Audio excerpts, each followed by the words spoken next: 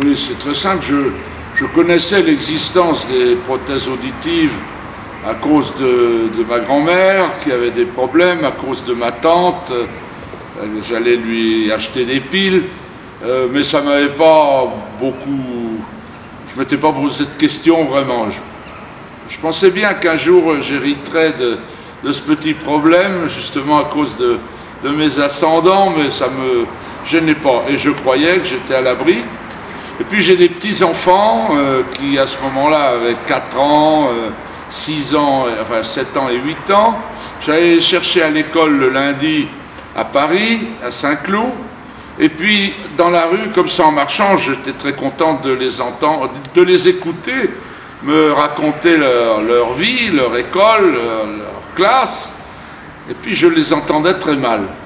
Parce qu'évidemment, ces enfants, petits, avaient des voix très aiguës, alors que dans les conversations normales entre hommes, qui sont mes plus familières dans mon métier, je n'étais pas gêné du tout. Alors quand même, je suis allé chez mon prothésiste au Serrois, le meilleur que je connaisse, et il m'a testé. Il m'a testé très soigneusement, avec des appareils perfectionnés, et il m'a montré les courbes. Et donc j'ai un manque dans les aigus. Dans les graves, ça va très bien, et dans les aigus, ça va moins bien. Alors je lui ai dit, il faut que vous me corrigiez ça, parce que moi, mes petits-enfants, ils vont être petits qu'une fois, et je veux les entendre. Et même certaines femmes, j'avais du mal à les entendre, quand elles étaient assises à ma droite et qu'elles me parlaient en regardant la route. Et ça, c'est gênant aussi, reconnaissons-le. Alors il m'a dit, écoutez, il existe différents fournisseurs, différentes marques de différents pays. Alors je lui dis, je veux le meilleur appareil du monde. J'ai quelques économies, je peux faire une petite dépense dans ce domaine-là pour corriger mon problème. Alors je lui dis, si c'est en Chine, je pars demain soir, si c'est au Japon, je pars demain soir, et si c'est à New York, je pars demain matin.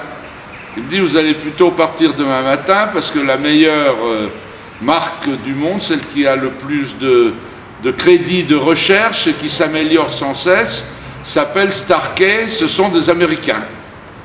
Soit, bon, alors on est passé à l'acte tout de suite, on a essayé les Starkey dont ils disposaient, c'était juste avant la sortie d'un nouveau produit. On m'a dit, bon, je vous fais essayer ceux que j'ai, mais le mois prochain, ça sera encore mieux. Enfin, ça m'a donné satisfaction, et donc ça a commencé comme ça. Alors, je dois vous préciser que on m'avait toujours parlé, les gens disaient « Ah, quand on a ça, ça fait un bruit énorme ». Mais monsieur Borin m'a averti, il m'a dit « Il faut que vous vous accoutumiez à cet élément, et pour ça, vous allez les mettre 2 heures aujourd'hui, et puis la matinée demain, et puis un peu plus, et puis à la fin de la semaine, vous ne vous apercevrez plus que vous les portez, sinon que vous entendez très bien vos enfants, vos petits-enfants et les dames. » Alors, qui fut dit fut fait. Quand je suis sorti de chez lui avec mes appareils, il pleuvait. Je croyais qu'il grêlait sur ma voiture, tellement ça faisait de bruit. Je roulais dans la ville, je croyais que c'était une ville remplie de nids de poules, parce que tous les bonds des roues de la voiture étaient sensibles. Enfin bref, si on ne m'avait pas prévenu, j'aurais enlevé tout ça et je serais retourné lui rendre. Mais j'ai persévéré pendant la semaine, effectivement, depuis, plus aucun problème. Et donc, ils ont résolu, ces appareils ont résolu mon problème d'audition dans les aigus.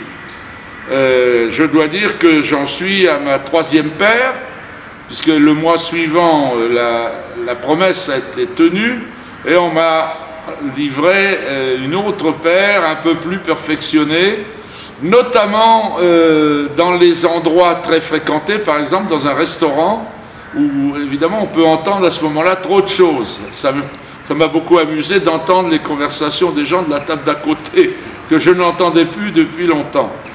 Mais c'était effectivement déjà un progrès très important. Et c'est là que j'ai dit, je voudrais bien rencontrer les gens qui produisent ça, parce que ça m'intéresse. Et donc j'ai eu un rendez-vous avec la direction française de Starkey et on a commencé à échanger au sujet de cet élément bienfaiteur de mon confort.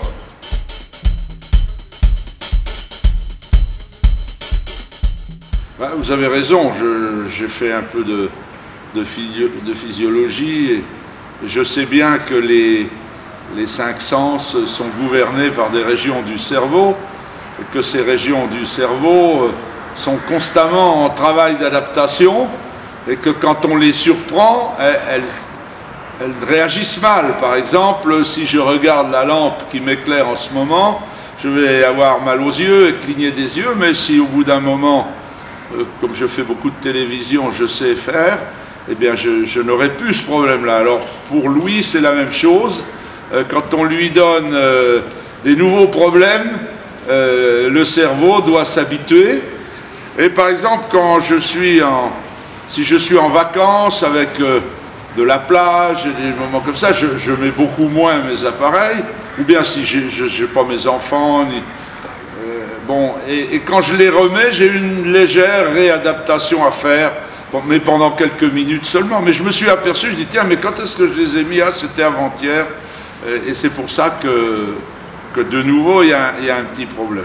L'adaptation est une adaptation du cerveau, c'est certain.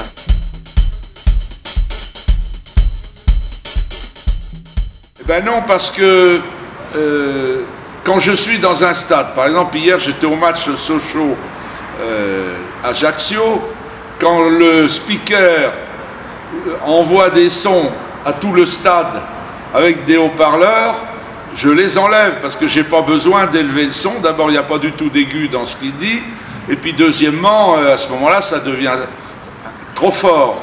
Bon, dans mon travail de commentateur, j'ai un casque pour entendre mon partenaire, pour entendre les ordres, pour entendre ce que je dis aussi. Eh bien, pendant ce temps-là, on ne met pas les appareils parce que le cerveau capte ce que la machine déjà lui donne. Troisième élément, troisième moment où ça m'est très utile, c'est la télévision. Je commençais, c'est parce que la télévision doit produire aussi des sons aigus, hein, il y a des dames, il y a des chansons, il y a de la musique. Enfin, je ne suis pas du tout un spécialiste de la musique, alors je ne vais pas vous en parler, de la technique, mais où des fois je comprenais mal l'élocution de celui ou de celle qui était en train de parler. Bon, avant, je mettais mes appareils quand je voulais entendre quelque chose de très précis, et confortablement, et sans mettre le son à fond, ce qui incommode les autres personnes qui sont dans la pièce. Mais maintenant, on m'a donné à essayer, et l'essayer, ça va être l'adopter, un appareil merveilleux.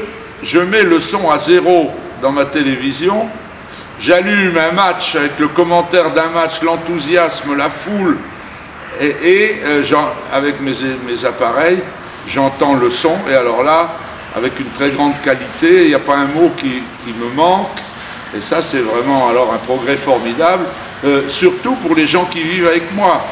Quand j'entends un match, vous comprenez que j'ai une dame dans la maison qui n'aime pas le foot, elle peut écouter un disque, enfin de la musique ailleurs, dans la même pièce. Alors ça, je dirais que c'est un progrès auquel je n'avais évidemment jamais pensé. Elle est redevenue ce qu'elle était, je ne sais pas combien de temps avant, 3 ans, 5 ans, 10 ans. Pour les petits-enfants, au moins, la plus grande a 12 ans maintenant, ben, il y a 10 ans, quand elle commençait à parler, j'avais du mal. Et le dernier, il a 6 ans, et il a un doux babillage, et c'est très intéressant ce qu'il me dit. Je peux l'entendre, c'est un grand bonheur.